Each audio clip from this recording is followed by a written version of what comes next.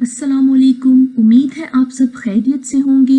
मैं हूँ डॉक्टर अस्मा अली और आज मैं एक नहायत अहम और हसास मौजू पर बात करने जा रही हूँ जो बहुत सी ख़वातीन और ख़ानदानों के लिए तशवीश का बाइस बनता है। क्या आप सब जानते हैं कि हर 4 में से 3 ख़वातीन पिछले सिजेरियन के बाद भी नॉर्मल डिलीवरी कर सकती हैं? जी हाँ, आज का हमारा मौजू इसी बात पर है और हमारे इस लेक्चर का उन्वान है पिछले सिजेरियन के बाद बच्चे की पैदाइश कैसे हो सकती है, यानी कि वो कौन से तरीके हो सकते हैं जो पिछले सिजेरियन के बाद बच्चे की पैदाइश के लिए हो सकते हैं। जैसे कि आप सब जानते हैं कि माँ बनना एक खूबसूरत मगर जिम्मेदारियों से भरपूर सफ़र होता है। जब किसी खातून का पिछला सिजेरियन होता है तो अगली ज़चगी के हवाले से बहुत से सवालात और ख़दशात जहन में आते हैं। आज के इस सेशन में हम इन्हीं सवालात के वाज़े और आसान जवाबात पर बात करेंगे ताकि आप खौफ के साथ नहीं बल्कि इल्म और एतमाद के साथ अपने लिए दुरुस्त फैसला कर सकें। मेरा आज का ये लेक्चर ऐसी तमाम ख़वातीन के लिए है जिनका पहले एक सिजेरियन ऑपरेशन हो चुका है और वो अगले बच्चे की पैदाइश के तरीके के बारे में मालूमात चाहती हैं। ये मालूमात ऐसी मरीज़ाओं के रिश्तेदारों या दोस्तों के लिए भी बहुत मुफीद साबित हो सकता है, इसलिए इस लेक्चर को गौर से सुनिए और समझिए। हो सकता है आपके किसी न किसी सवाल का जवाब इसी लेक्चर में मौजूद हो। अब कोई भी खातून जिसका पहले सिजेरियन हो चुका हो वो सोच रही होगी कि इस बार बच्चे की पैदाइश किस तरह होगी। तो इस सवाल का जवाब है कि इस बार आपके पास 2 बुनियादी इख्तियारात यानी कि 2 ऑप्शंस होते हैं। पहला ऑप्शन है नॉर्मल डिलीवरी का, जिसको हम VBAC यानी कि वजाइनल बर्थ आफ्टर सिजेरियन भी कहते हैं, यानी कि पिछले सिजेरियन के बाद कुदरती तरीके से बच्चे की पैदाइश। और दूसरी ऑप्शन या दूसरा इख्तियार होता है दोबारा से सिजेरियन डिलीवरी का, जिसको हम ERCS यानी कि इलेक्टिव रिपीट सिजेरियन सेक्शन भी कहते हैं, ऑपरेशन के जरिए बच्चे की पैदाइश। फैसला करते वक्त दरजेल बातें मद्देनजर रखी जाती हैं। सबसे पहली बात कि पिछला सिजेरियन किस वजह से हुआ था। क्या इससे पहले कभी नॉर्मल डिलीवरी हुई है? पिछली ज़चगी या सेहतयाबी के दौरान कोई पेचीदगी तो नहीं हुई थी? रहम या बच्चादानी में लगाया गया चीरा किस किस्म का था? आपका पिछली ज़चगी का तजर्बा कैसा रहा? मौजूदा हमल बग़ैर पेचीदगी के है या नहीं? इसके अलावा मुस्तकबिल में मज़ीद कितने बच्चों का इरादा है? ये सवाल हम इसलिए पूछते हैं क्योंकि हर सिजेरियन के साथ ख़तरात बढ़ते हैं, इसलिए अगर मज़ीद बच्चे दरकार हों तो मुमकिन हो तो दोबारा सिजेरियन से बचना बेहतर होता है। अब आप कहेंगे कि हम ये फ़ैसला कैसे कर सकते हैं? ये फ़ैसला करने में आपकी डॉक्टर दौरान हमल बेहतर है कि 28 हफ्तों से पहले आपसे इन तमाम इख्तियारात पर तफसील से बात करें ताकि आपके पास काफ़ी वक्त हो बेहतर फ़ैसला करने के लिए। अब हम बात करते हैं नॉर्मल डिलीवरी वाली ऑप्शन पर, यानी कि VBAC। VBAC का मतलब जैसा कि मैं बता चुकी हूँ C सेक्शन यानी कि सिजेरियन ऑपरेशन के बाद नॉर्मल डिलीवरी है। ये उन ख़वातीन के लिए एक महफूज और बाइख्तियार ऑप्शन है जो पिछली सर्जरी के बाद कुदरती पैदाइश चाहती हैं। पाकिस्तान में इसकी कामयाबी की शरह तकरीबन 75% तक है।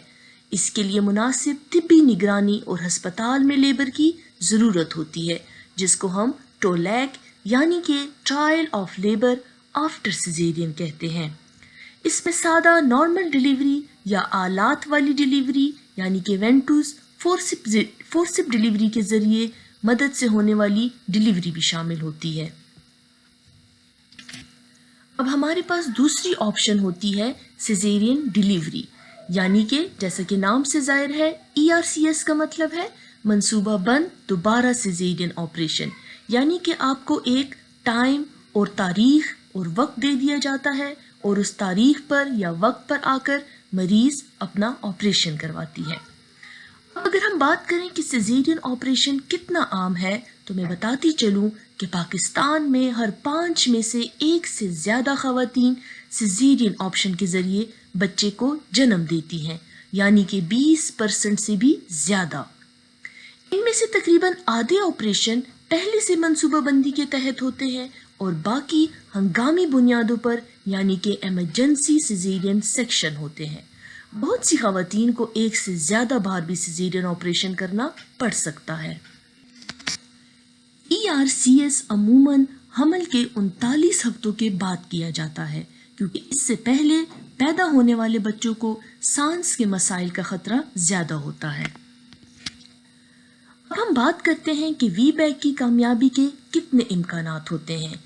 एक सिजेरियन के बाद तकरीबन 4 में से 3 खवातीन जिनका हमल सादा हो और दर्द ज़ै खुद शुरू हो, कामयाबी से नॉर्मल डिलीवरी कर लेती हैं, यानी कि 75% खवातीन। ठीक है, 4 में से 3 खवातीन का मतलब 75% कामयाबी होती है एक सिजेरियन के बाद नॉर्मल डिलीवरी के। VBAC के कामयाब होने के इम्कानात ज़्यादा होने लगते हैं अगर पहले कभी नॉर्मल डिलीवरी हो चुकी हो, ख़ास तौर पर पिछला VBAC, जिससे VBAC की कामयाबी के इम्कानात तकरीबन 90% तक बढ़ जाते हैं। इसके अलावा अगर दर्द ज़ै खुद शुरू हो तो इससे भी VBAC की कामयाबी के इम्कानात ज़्यादा होते हैं। हमल के आगाज़ पर ही अगर ख़ातून का वज़न कम है, वो बहुत ज़्यादा मोटापे का शिकार नहीं है, तो ये भी VBAC की कामयाबी के इम्कानात को मज़ीद बढ़ाती है। कामयाब VBAC के फ़वाइद क्या होते हैं? मुस्तकबिल में नॉर्मल डिलीवरी के इम्कानात बढ़ जाते हैं, सेहत याबी तेज़ होती है, हस्पताल में क़याम भी कम हो जाता है, माँ और बच्चे का फौरी ताल्लुक मुमकिन होता है, दूध पिलाने में भी आसानी होती है, ऑपरेशन के ख़तरात से बचा जा सकता है। इसके अलावा नहायत अहम, बच्चे में सांस के मसाइल कम होते हैं। अब अगर बात की जाए कि VBAC के नुकसानात होते हैं कि नहीं, तो तकरीबन 25% ख़वातीन को दौरान दर्द हंगामी सिजेरियन की ज़रूरत पड़ सकती है, यानी कि 25% ख़वातीन को एमरजेंसी सिजेरियन की ज़रूरत पड़ सकती है। इसके अलावा खून की मुंतकिली का इम्कान मामूली सा ज़्यादा होता है, यानी कि ब्लड ट्रांसफ्यूजन। रहम के पुराने ज़ख्म के फटने का ख़तरा भी होता है, जो कि तकरीबन 200 में से 1 खातून को होता है। दर्द ज़ै को दवा से शुरू करने पर यह ख़तरा तकरीबन 2 से 3 गुना बढ़ जाता है। बच्चे के लिए शदीद नुकसान का ख़तरा कम होता है, लेकिन मौजूद ज़रूर होता है। फोर्सेप या वेंटुस के ज़रिए भी डिलीवरी की ज़रूरत पड़ सकती है। इसके अलावा शदीद दर्जे के पेरिनियल ज़ख्म भी आ सकते हैं, जिसको हम अपनी ज़ुबान में तीसरे या चौथे दर्जे का ज़ख्म आना भी कह सकते हैं।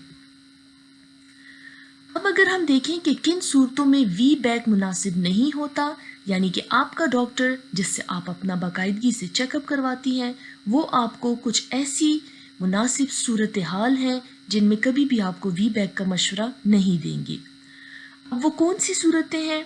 इनमें है कि 3 या इससे ज़्यादा सिजेरियन हो चुके हैं। अमूमन हम पाकिस्तान में 2 या 2 से ज़्यादा ख़वातीन का सिजेरियन हो चुका हो, 2 या 2 से ज़्यादा दफ़ा, तो हम ऐसी ख़वातीन को VBAC का मशवरा नहीं देते। इसके अलावा ऐसी खातून जिसका पहले सिजेरियन में ऑपरेशन इसलिए हुआ हो कि वो रहम या बच्चादानी फट चुकी थी, तो भी हम दोबारा VBAC का मशवरा नहीं देते। अगर पिछला सिजेरियन क्लासिकल चीरा था, जो कि एक किस्म का ऑपरेशन होता है जिसमें चीरा मुख्तलिफ किस्म का होता है, इस सूरत हाल में भी VBAC गुंजाइश नहीं होती। या कोई ऐसी पेचीदगी हो जिसमें सिजेरियन करना लाजमी हो। अब हम बात करते हैं दूसरी ऑप्शन, जो कि सिजेरियन सेक्शन था, यानी कि ERCS, उसके क्या फ़वाइद हैं।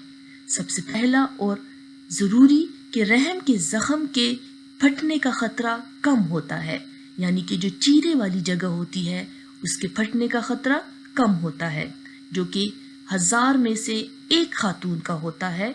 कभी कभार ऐसा भी हो सकता है, लेकिन नॉर्मल डिलीवरी के मुकाबले में ये बहुत कम है, जहाँ पर 200 में से 1 होता है। दर्द ज़ह के ख़तरात से भी बचा जा सकता है। बच्चे की पैदाइश की तारीख पहले से मालूम होती है। ERCS کے نقصانات کیا ہوتے ہیں؟ آپریشن زیادہ وقت لیتا ہے، زخم یا انفیکشن کا خطرہ بھی ہوتا ہے، خون کی منتقلی کی بھی ضرورت پڑ سکتی ہے، خون کے لوتھڑے بننے کا خطرہ ہوتا ہے، یعنی کہ آپریشن کے بعد مریض بہت جلد صحت یاب نہیں ہوتی، صحت یابی میں زیادہ وقت لگتا ہے، زیادہ تر وہ آرام کرتی ہے جس کی وجہ سے ٹانگوں میں خون جمنے کا خطرہ ہو سکتا ہے۔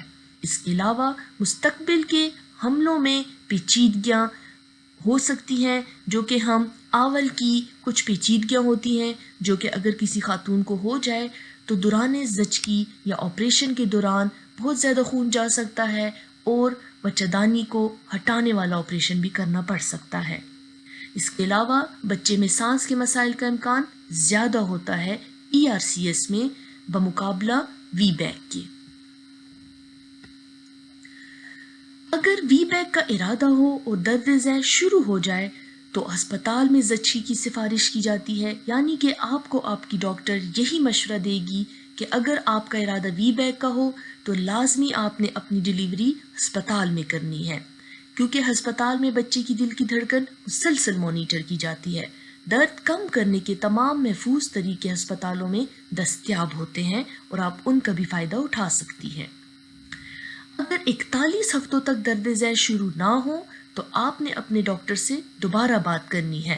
آپ کا ڈاکٹر آپ کو کچھ باتیں مزید بتا سکتا ہے کہ آپ نے مزید انتظار کرنا ہے یا نہیں، اس کے علاوہ درد ذیل شروع کروانا ہے یا نہیں، جس کو ہم انڈکشن بھی کہتے ہیں، یا آپ کو آپ کا ڈاکٹر دوبارہ سے سیزیرین کا مشورہ بھی دے سکتا ہے۔ اب اگر ہم اہم نکات پہ بات کریں تو ERCS اور وی بیک دونوں محفوظ ہیں اگر ماں صحت مند ہو۔ کامیاب وی بیک میں پیچیدگیاں سب سے کم ہوتی ہیں کیونکہ ہر سیزیرین مستقبل کے حملوں کو یعنی مستقبل کی پریگنینسی کو پیچیدہ بنا سکتا ہے۔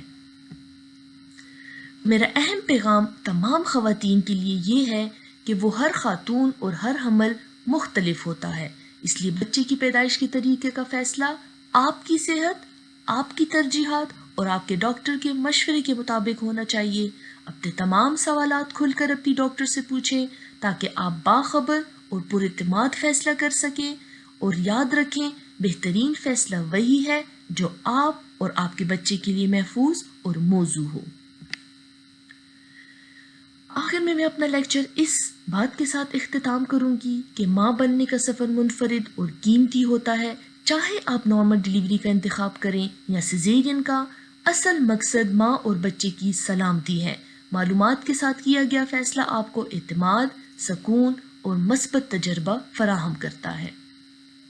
یہ معلومات آپ کی رہنمائی کے لیے ہیں، حتمی فیصلہ ہمیشہ اپنی طبی ٹیم کے مشورے سے کریں۔ آخر میں اگر میں قرآن کا ایک آیت ہے اس کا آپ کو حوالہ دوں تو اللہ تعالیٰ قرآن پاک میں فرماتے ہیں، سو بے شک ہر دشواری کے ساتھ آسانی آتی ہے، یقیناً اس دشواری کے ساتھ بھی آسانی ہے۔ میرا آخر میں ایک اہم پیغام ہے کہ آگاہی بانٹیں اور محفوظ مستقبل بنائیں۔ اگر آج کی ویڈیو سے آپ کو اپنے سوالات کے جوابات ملے ہوں تو یہی اس لیکچر کا مقصد تھا۔ آپ سب کا بہت شکریہ کہ آپ نے اس موضوع کو، اس ویڈیو کو وقت دیا، اور اگر یہ ویڈیو پسند آئے تو زیادہ سے زیادہ شیئر کریں کیونکہ آگاہی زندگی ہے۔ اس کے ساتھ مجھے ڈاکٹر اسماء علی کو اجازت دیں اور اپنی دعاؤں میں یاد رکھیں۔ اللہ حافظ، السلام علیکم۔